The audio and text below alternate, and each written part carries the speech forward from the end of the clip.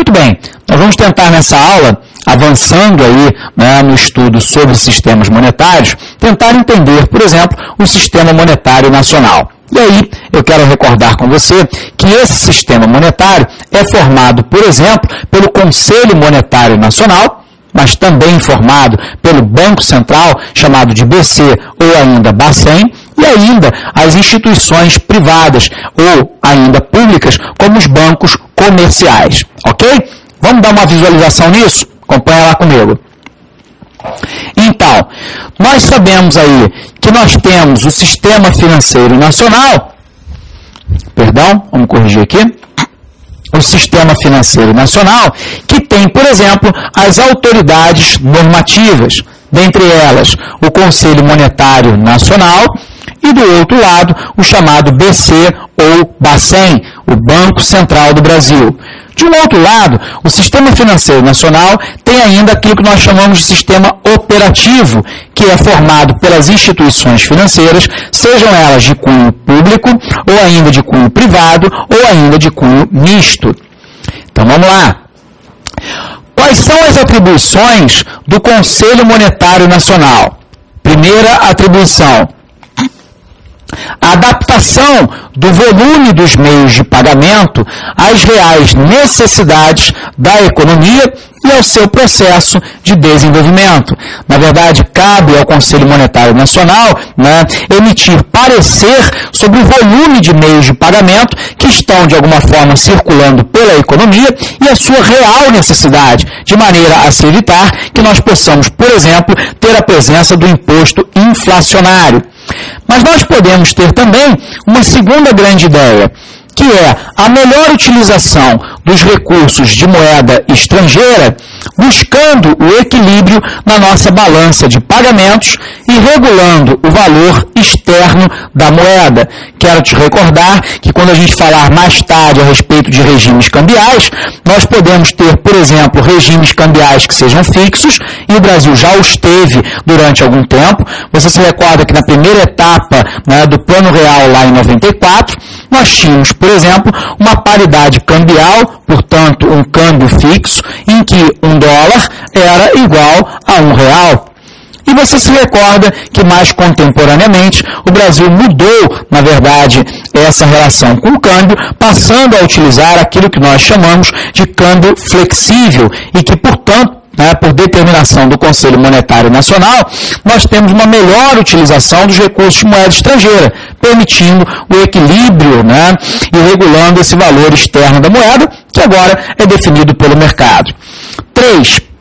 O aprimoramento das instituições e dos instrumentos com vistas a maior eficiência na mobilização de recursos para as atividades produtivas. Nós sabemos que os grandes financiadores dos investimentos e também do consumo, na verdade, são os bancos comerciais.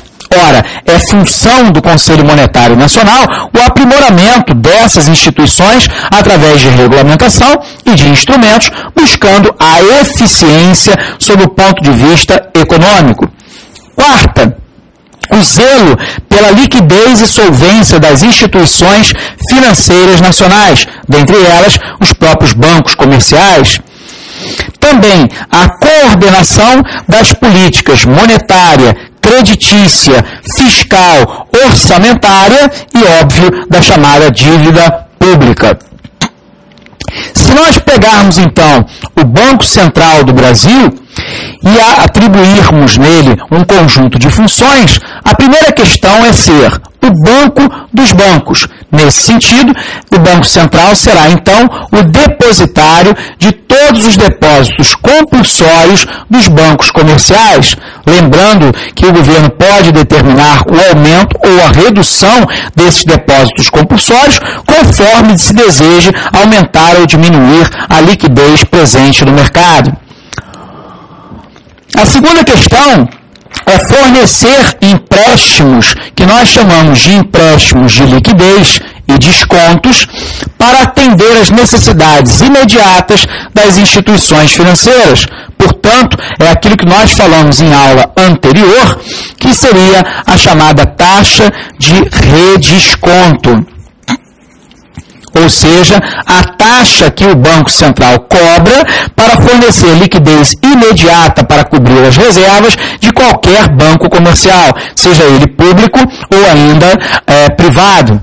E poderíamos citar ainda, como funções do Banco Central, regulamentar o funcionamento dos serviços de compensação de cheques e de outros papéis em posse dos bancos comerciais.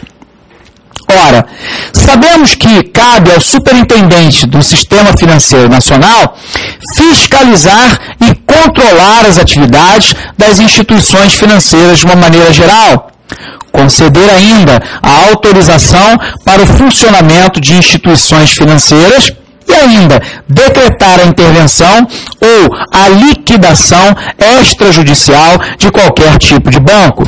O caso que nos chama mais atenção no momento presente foi a decretação de intervenção do Banco Pan-Americano,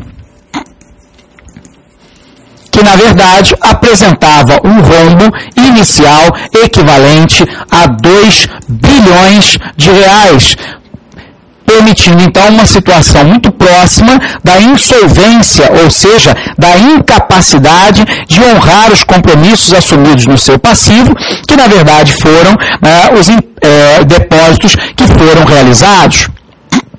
Ora, se nós sabemos que o Banco Central do Brasil tem ainda como atribuições ser o executor da política monetária definida pelo Conselho Monetário Nacional, regular a expansão dos meios de pagamento, elaborando o orçamento monetário, utilizando os instrumentos da política monetária, e ainda o banco emissor, porque ele é o único responsável pela emissão de papel moeda e de moeda metálica, portanto ele é o autorizativo para que a Casa da Moeda emita moeda dentro da economia.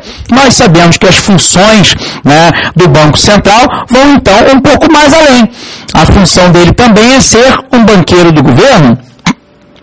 Ele financia o Tesouro Nacional mediante a colocação de títulos públicos e a administração da dívida pública interna ou externa. Na verdade, é função do Banco Central a emissão de títulos públicos que vão permitir financiar eventualmente qualquer déficit por parte do governo e ainda a administração desses títulos, a dívida pública interna e também a externa.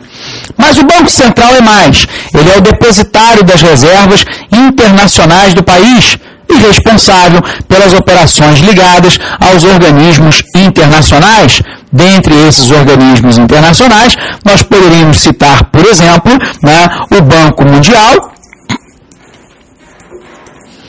também conhecido como BIRD, Banco Internacional de Reconstrução e Desenvolvimento, ou ainda o Fundo Monetário Internacional.